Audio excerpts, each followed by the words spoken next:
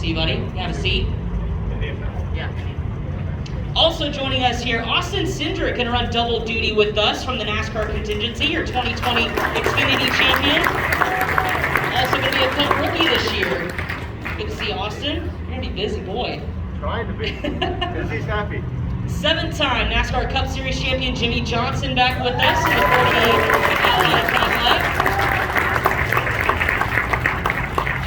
Always good to have Jimmie. Helio Castroneves back with us as well in the Myers Shank Racing Acura. 4-time Indy 500 Series champion.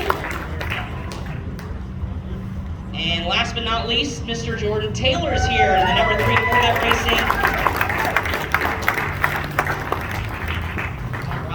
Get these guys all situated. We'll start off, I'll ask these guys a question just to kind of get the ball rolling, and then Emily, who's got the red jacket on over here on my right, is going to have the microphone, so raise your hand when we get to that point, and we'll let you guys ask me questions. But first, we'll just start down right on the road. Jordan, happy to be back here at Daytona, but first time with this GTD Pro Series. How's the acclimation been from the GTLM to the GT3 element? Yeah, it's been a lot of changes. Obviously, moving to the new class, we've been running the new Michelin tire that's kind of a spec tire. We've got ABS now. We've had to redesign most of the cockpit to kind of accommodate all those things, as well as a ballast box. So it's been a big adjustment. Obviously, we're not where we want to be on the timing sheets, but still doing a lot of work to kind of keep working our way up the order. But yeah, it's been good. It's been good to be back here. It's a huge grid, a lot of traffic out there, which makes it interesting. So yeah, I think it'll be a good race. Helio, good to see you back. Another Rolex winner from last year, now with Myers Shank Racing. I know on your IndyCar program as well. What's it been like on the DPI side with the 60 group, and how much fun have you had so far this week? Yeah, it's been great. You know, having different teammates, Tom and Oliver, also Simon, which he run with us a few years ago with Penske. But it's great to have like this new group of guys. We are having a good time. Let me tell you, we're joking around, which is great. Every time you're in a race car, you're having fun, but also you got to deal with all the individuals, different personalities. But we have a great group of guys, which makes not only the weekend, but especially the 24 hours, which is a long day, will make it definitely more pleasant. Jimmie, back again this year in the 48. Confidence level this time around, now that you've had a season of endurance under your belt? Yeah, just a big year for me in general, of learning from the IndyCar side to the DPI side. Having a great experience, surrounded by a lot of great people on my team, great friends here within the 2 series as well, and certainly, a casual weekend this weekend to catch up with folks. So thoroughly enjoying it and looking forward to the race. Austin, for you, you're busy, as we mentioned. What excites you most about getting both the IMSA Michelin Pilot Challenge and then obviously the Rolex 24 under your belt again, just before you tackle the Cup season for the first time? Yeah, definitely a busy couple of days for me, and the next 2 weeks. I feel really lucky to be out here with 2 race cars with my name on them. It's been a few years since I've gotten to do the Rolex, so I'm really excited for that. The 2 cars are Fiat engines, and that's about it. That's about how similar they are, but otherwise it's been a blast. It's obviously great to see. Hopefully the weather is better for you guys for the rest of the week, the rest of the day. Always really cool to see the Boy Scouts out here, and it's always fun to get together at the board. So I'm pumped. I've got a busy couple weeks, like you said. I'm going to a NASCAR test after the Roar, and then coming back here on a red-eye flight to get back for the Rolex and the race, and then 4-hour race on Friday, 24 hours Saturday, Sunday, and then the NASCAR season starts. So ready to go. No rest for the wicked, right? Oh my goodness.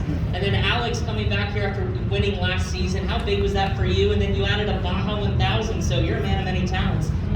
What's the confidence level coming back this year? Yeah, I mean, it was a big box to take last year. That program with Acura Team Penske started in 2018, and there was a lot of days where we thought we had the car and it didn't quite work out. So for Wayne Taylor Racing to take it over and in a short period of time, switch manufacturers and to get that win for Acura was a huge accomplishment. Something that was amazing to do with Ricky and Helio and obviously Philippe joining the HPD family last year. Yeah, I mean, it's an amazing event. It's one of the premier races in the world, and the reason for that is the fans, and we're so happy to be able to have people back. It's been a weird couple of years for all of us, but to be able to welcome everyone back, and as Austin said, see the Boy Scouts back, that's amazing. So we're excited for the weekend. We're excited for next week, and hopefully it's kind to us 2 years in a row. And before we open it up to the fans, Jimmie, I want to ask you, because over the last 5-6 years, we see I mean, look at the drivers that are up here from many different disciplines. Why do you think that is, of taking part in the Rolex? And why did you, I guess, in the first place? And then obviously, why do you think that this draws so many drivers from different disciplines? I think there are a lot of reasons. Growing up in Southern California, many forms of racing were pretty far away from me as a kid, but for whatever reason, across the country, this 24-hour race with all these cool cars running around for 24 hours was always really interesting to me. And all the big names would drive it. And my dad thought it was cool, my grandfather thought it was cool, so I naturally thought that it was cool. And as soon as I had an opportunity to come and be in it, it was very high on my hit list. And I think this is my 9th 24-hour race that I'm competing in. So I was pretty regular until we had kids. And then kids and the NASCAR schedule was just a little too busy. And now that I'm not racing as much, it's back on my list and loving every minute of it. Awesome. We'll have to have you here. All right, Emily's got the microphone. If you want to ask a question, please raise your hand. You can address it to one of the drivers. We've got a couple folks up here. Oh, I got the youngster up here. All right.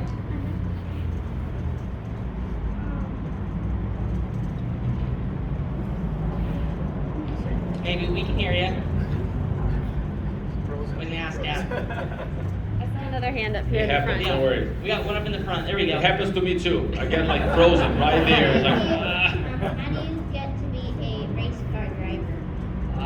Who wants to say, how do you get to be a race car driver? How'd you start? You gotta have a dad in race. There you go. helps quite a bit. My story is probably different than most of these guys, so I don't know if my answer is going to be as accurate as most people's would, but I obviously grew up in racing, so it was easy for me. I think Austin with Cindric, these guys probably have a different upbringing, but as a kid I like to just go to the racetrack, the go-kart track, and just get miles. These days you can do it on iRacing or a video game, and guys in Cup these days came from iRacing and video games, so they've become so accurate. It's more of a budget-friendly thing for a family to do instead of going to the racetrack every weekend and burning tires and fuel. So there's definitely different options to do it, but anytime you can get behind the wheel of a real car or a video game, I think any seat time these days is good seat time. How old are you? 10. So imagine when you were 1 year old, this guy here, I was racing with his dad. I mean his dad's team. So now he's racing. So that's maybe how. When he was 10 years old. That's a bad comparison, but When it's he was okay. 10 years old, you were 40? No. When he was 1 year. Oh, okay, so when he was 1 year old, His you hair's still just were as 40. black, Oh, you were, how old are you? 23? Oh, you're 23. He's calling you old. Yes. Oh yeah, that's. I don't know why I said. I don't know why I opened up that Back to your opening. question, I started racing when I was 10 years old, and just like Jordan, I've been around racing my entire life. And my advice would be, when you do it, and if you get the opportunity to do so, enjoy it, because it's a lot of work for those that don't enjoy it. But for all of us, it's not work. It's so much fun. It's a living. But if you get to do it, enjoy it. That's true. All right, we got another question up here. So my question's really for anybody who can answer it. I was just wondering if the DPI cars or any of the sports cars are more similar in handling, or when it comes to the techniques with regard to driving to an Indy car or a stock car. Okay. Or IndyCar, stock car better. I would say much closer to the Indy car than a stock car. And it's not all the way to the Indy car, and there are some aspects of it that arguably might perform a little better than the Indy car at times. But the horsepower difference it's much less in that spectrum of things. But the Cup car, it's a big tank. It takes a long time to get it going, a long time to slow it down, a long time to change directions. Where the DPI car, does all of that a lot better than the Indy car is a step more with a lot of power. All right, we got. All right, he's brave.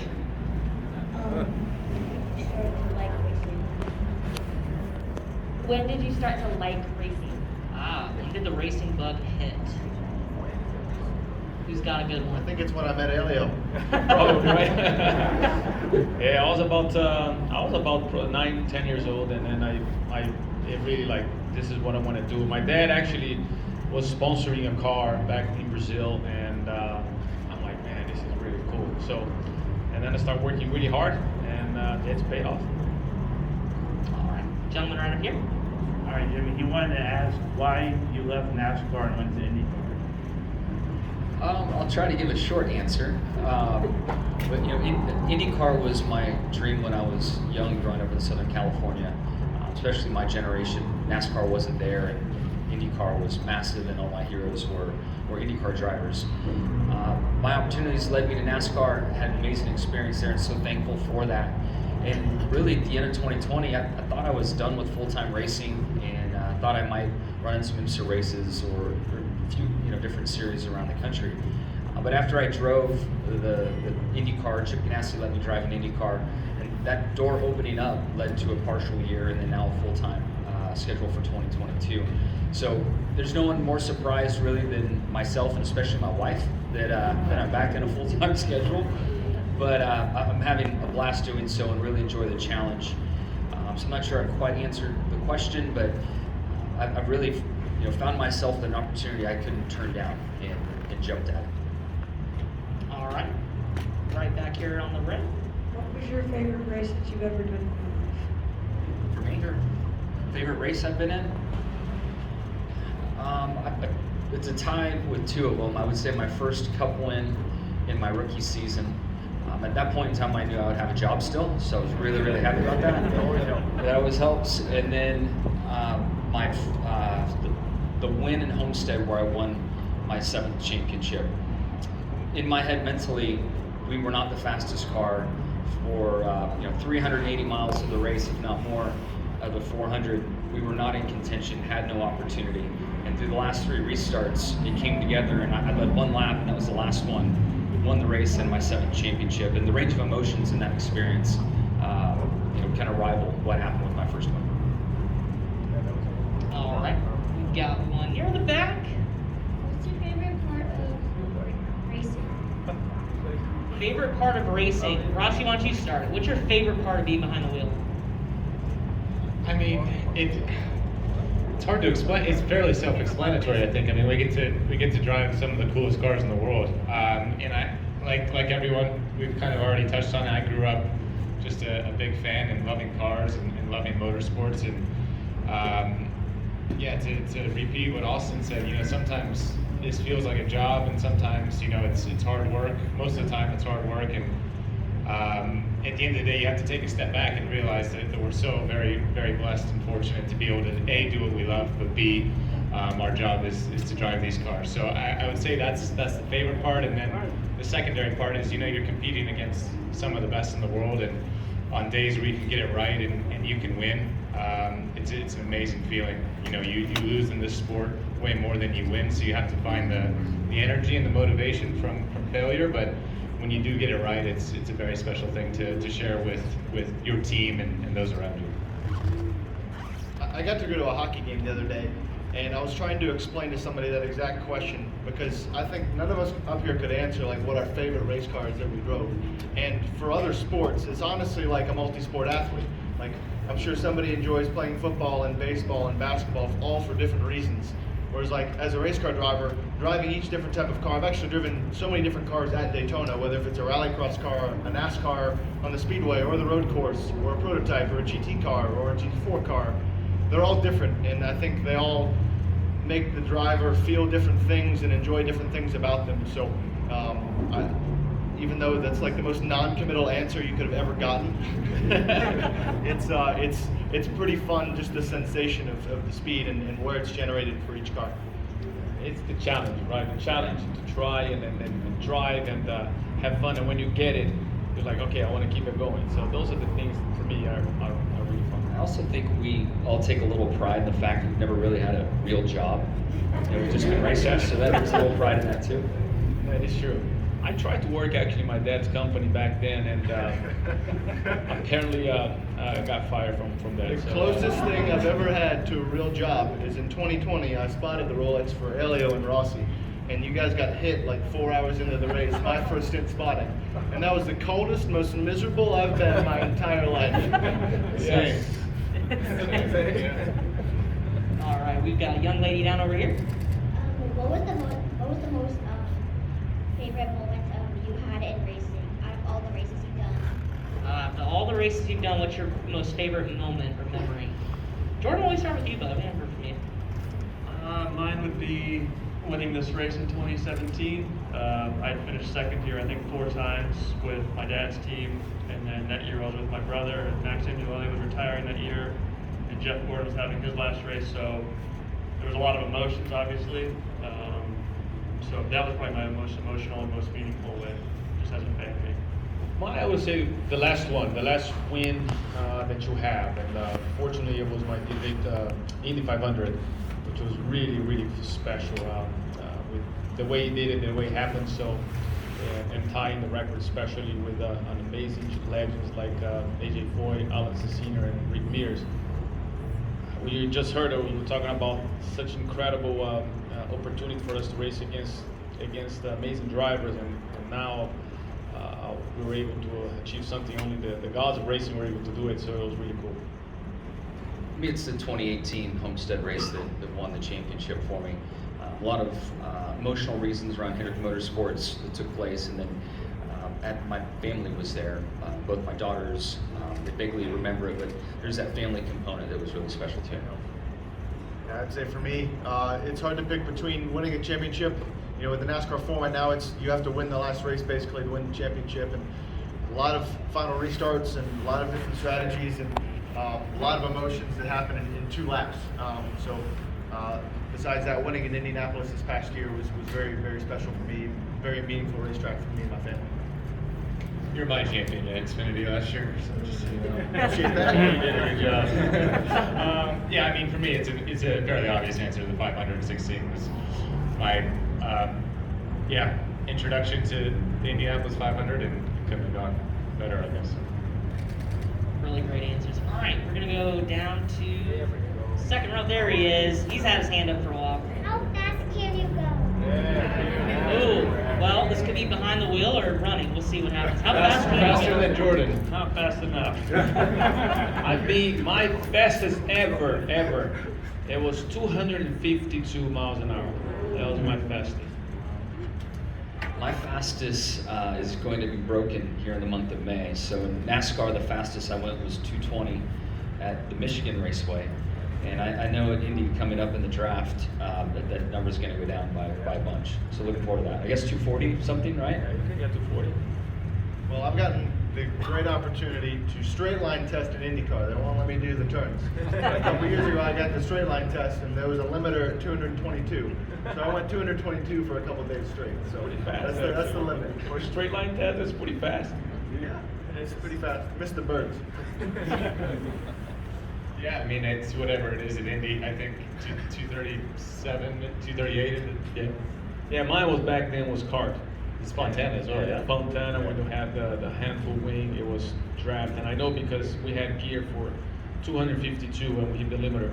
You needed bigger gear. It was next few laps, the engine seized and I ended up hitting the wall. So it was not only the fastest I beat, but it was the fastest I crashed. So it was a tough one, but we're here.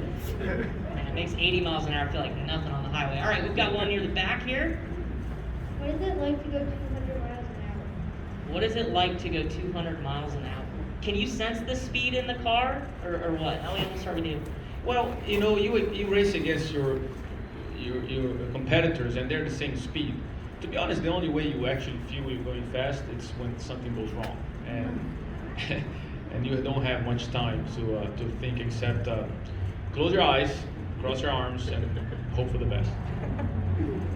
Yeah, I think last lap of the Daytona 500 last year is the first time I appreciated what 200 miles an hour feels like. It was a big crash and a big fire, and it's fast. It all happened really fast. It was over. Keyword is fast. All right, back in the corner with the gentleman. Race car setup, is it a compromise between the 3 or 4 drivers, or you guys do what the engineer says? Ooh. Yeah, I compromise all the time. I compromise with this guy. Well, actually, you and I were compromising quite a lot, right? Yeah. I compromise with my wife. I compromise all the time. Yeah, I mean, I think it's always a balance, right? You know, you want sports car racing is very unique, and I think that's part of the challenge of this event in particular is ultimate performance does matter, but it's not the most important thing. You know, when you look at when you look at IndyCar, when you look at Cup, when you look at the sprint IMSA races, like your 1 lap, 5 lap performance is critical to you winning. Here, it's almost secondary in a lot of ways. You know, you need a car that 4 drivers are comfortable with, and no one's ever going to be completely happy, which means you're never going to have the ultimate performance, but being able to adapt to all the variables that happen over the 24 hours in a car that isn't always perfect is why it's so difficult to win this race, and why it's cool when you're able to pull it off. All right, where's Emily at? Oh, there she is. What race that you guys haven't done yet is on the top of your guys' bucket list? Bucket list race you haven't done yet. Indy Jordan? 500. Indy 500. I Yeah, I get to was check gonna say, that we're box gonna knock too, that so- off this year. I say 24-hour Le Mans, still my bucket list. I'd say Bathurst 1000 for me. I would echo everything that's already been said. I haven't done any of them, so I'd like to do all those. I haven't done anything in a stock car, so. The funny thing is, Daytona I think 500. Bathurst 1000 is the only thing that was mentioned up here that hasn't been won by other people. Yeah, I didn't come anywhere close. When Well, I want to went. do Baja. Yeah. I'd like to do Bathurst. Yeah. I'd like to win a Daytona 500. I'd like to do the Indy 500. Baja. You know, it's funny you said that Daytona 500. I always ask my former boss, Mr. Penske, I was like, okay, can I do the try, at least test? I'm not saying race, but in the NASCAR Cup one day, and he's like, no. So I wait for a couple of years. Hey, boss, remember that, opportunity? Maybe I could do another, a test. No. So I wait for another couple of years, I say, we're actually here doing one of the press conference. I think Joey was with us, Michelle and everybody, and all of a sudden, in the corner, I was like, hey boss, what about now? Maybe this is a good opportunity, right? I said, Helio, Cup is not for you. I'm like, man, that's me, But in the end of the day now, I'm not my boss anymore, so I'm like, hey, here we go. Maybe I can try to do the Daytona 500. Maybe it's not for me, but I won't put that in my head yet. We should do it. I should do it, right? There we go. What do you guys think? Yeah. Here we go. Yep, 100%. All right, down Who's the aisle. Roger Penske? What is Roger Yeah, Penske? Roger now. He's still the man. Probably still your boss. Yeah, probably still my boss. All right, gentlemen down here on the aisle. What personal car do you drive? What personal car do you drive? I drive a truck, Chevy Silverado. Well, I drive SUV, MDX. Company man. I have a Tahoe for driving the kids around, and I have a 51 step-side pickup truck that I drive when I don't have the kids. A Rust of mine. I daily drive a Shelby GT350, and I love every minute of it. Wow, that's cool. Yeah. I haven't. I thought I've you had never the gotten a Volvo. ticket, But you've gotten pulled over. but I've gotten pulled over many times. Yeah. I use the excuse, "Oh, the tires are bald." I'm sorry. Yeah. What about the Volvo? Do we want to go down this road? Oh, sorry, So okay. short answer to a very difficult question. I have been trying to build a Volvo station wagon with a Mustang 5-liter V8 engine in it. It's taken a few years and it's still floating on a lift, and I haven't touched it in 4 months, and it's the bane of my anxiety. But one day there will be one in Mooresville, North Carolina, that is the most obnoxious streetcar you'll ever see in your life. That's awesome. Oh, I drive a Honda Pilot, by the way. All right. Down here also now. For young people who want to get started in the motorsport industry, how do we get started? Like whether it be as a driver, as an engineer, or as a member of the team? How do you get started in the motorsports industry, whether it's a driver, somebody in the crew? How would you suggest? Young fan. Well, first you have to have passion. You can't start anything, not only racing, but anything. You gotta have passion, enjoy it, and look for opportunities. We just talked about it. Each one of us had an opportunity to drive it, but you don't need to be just a driver. Without a great engineer, we won't be able to do what we're doing. A great crew chief won't be able to do what we're doing. So, for that area, for example, assuming there is schools and areas that you can do, and knock on the door as well. Just like a normal job, knock on the door. Especially these days, they are looking for a great, deficit employee. So you would be important to have. Doesn't matter female or male. Yeah, I would agree with that. I would say I wrote a lot of letters trying to get my start in NASCAR. I moved from Southern California to Charlotte, North Carolina, didn't have a job. We got some business cards and just started going to lunch spots and meeting crew members that led to some management roles inside the shops. And then I could get inside a shop and meet a shop foreman, then a team engineer. And there are just many ways to, as Helio said, if you're passionate about it, I think there really are pathways in. And these team managers, the driver category might be a little different angle, but to work inside of a team, I think just reaching out and being in touch with these folks really can open doors. And it might take 3 or 4 tries, but that persistence really is what they're looking for, because this is a lifestyle. It certainly is a career path, but it's a lifestyle, and that's what these managers are looking for. It's a great question. All right, Emily's in the middle of this group back there. What is your favorite part about driving a DPI? Favorite part of driving the DPI, so DPI drivers. What's your favorite part of that car? I think mine sounds really cool. The Cadillac sounds great. No, Acura is pretty strong too, right?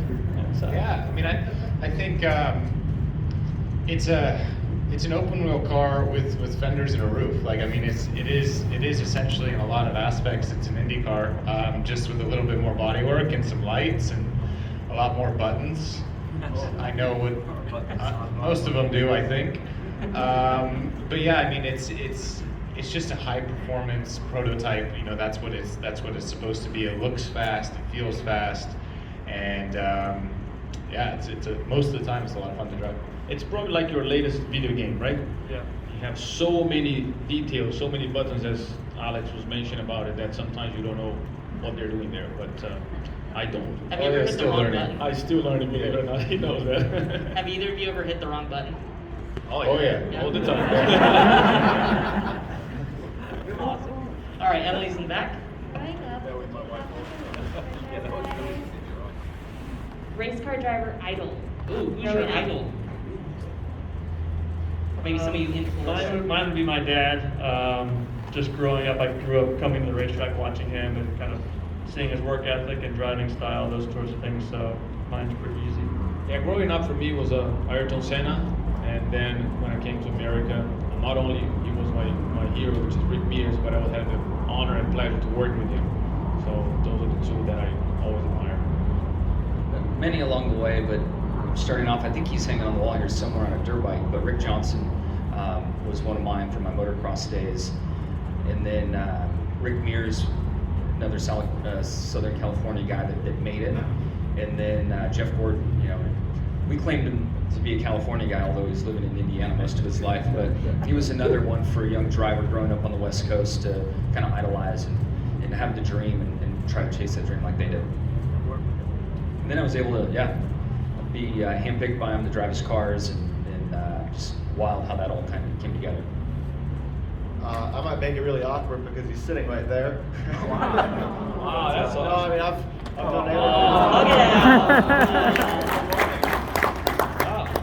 No, I mean, it's really a unique experience to watch like your heroes achieve their dreams. And I got to go to the Indy 500 this past year and watch Helio win his 4th, and like that was really special for me because like I've spent my whole life like watching Helio drive race cars.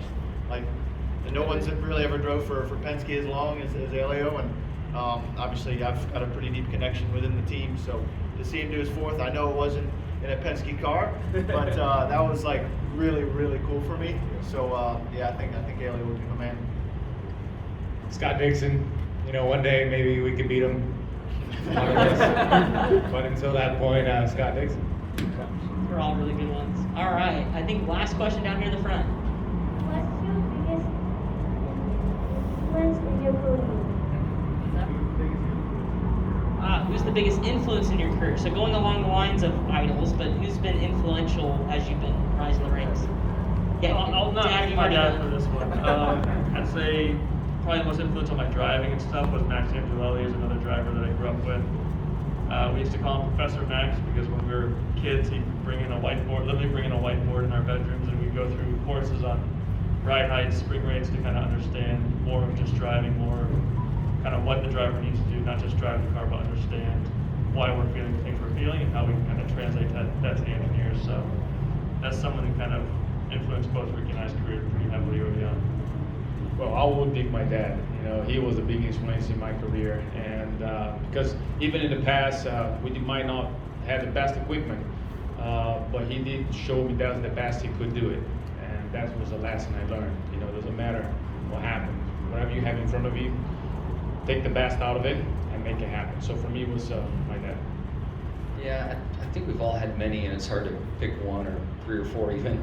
But my dad to start, and then really in the the window of time where I was known for driving that Rose 48 car, be Chad Knaus, kind of a tie between Chad Knaus and Rick Hendrick.